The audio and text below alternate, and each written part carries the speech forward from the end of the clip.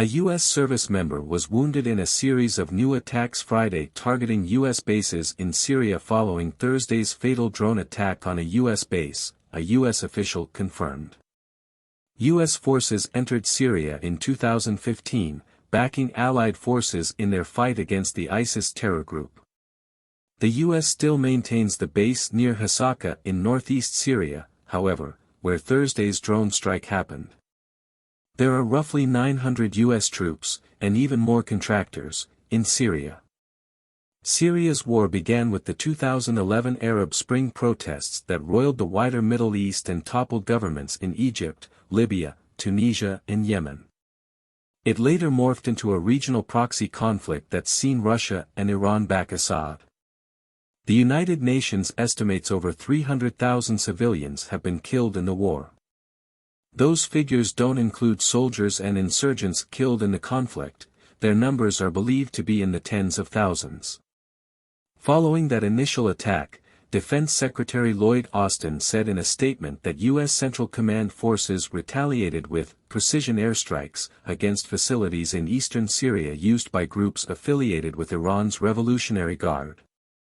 The Defense Department said the intelligence community had determined the unmanned aerial vehicle used in the Thursday attack was of Iranian origin. The U.S. official told that there were another 3 attacks Friday on U.S. military bases in Syria since the retaliatory U.S. airstrikes. A U.S. service member was wounded in one of those 3 attacks, the official said. U.S. officials confirmed one of the 3 new attacks targeted an American base southeast of the Syrian province of Deir el-Zur on Friday, saying there were lots of rockets fired, but no known U.S. casualties. Reports surfaced that a missile salvo had targeted a U.S. base near the Al Omar oil field. The Reuters news agency and local media, including a pro-Iran outlet based in Lebanon, first reported the strike. Photos and reports on social media suggested at least one missile had missed the intended target, hitting homes in the region instead. 2 of the U.S. service members wounded in Thursday's attack were treated on site, while 3 others and the injured contractor were transported to medical facilities in Iraq, the Pentagon said. President Biden expressed his condolences to the families of the Americans during a visit to Canada on Friday and said the U.S. would not hesitate to retaliate against Iranian aggression. Last night, U.S. military forces carried out a series of military strikes in Syria, targeting those responsible for attacking our personnel. My heart and deepest condolences go out to the family of the American we lost, and wish a speedy recovery for those who were wounded, the president said. The U.S. does not seek conflict with Iran, but be prepared for us to act forcefully to protect our people.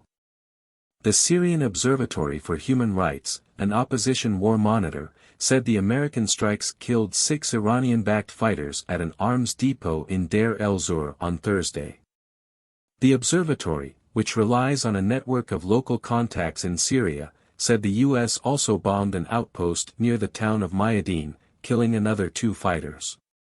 A separate American strike hit a military post near the town of Bukamal, along the border with Iraq, on Thursday, the observatory said.